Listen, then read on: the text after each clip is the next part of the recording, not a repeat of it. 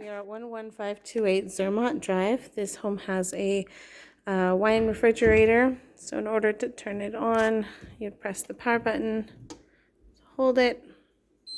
You're going to see two screens, the set screen and the temperature screen. You can move it up by pressing this button or down by pressing the second button. And there's also a light in here, which is this third button. Turns on this blue light.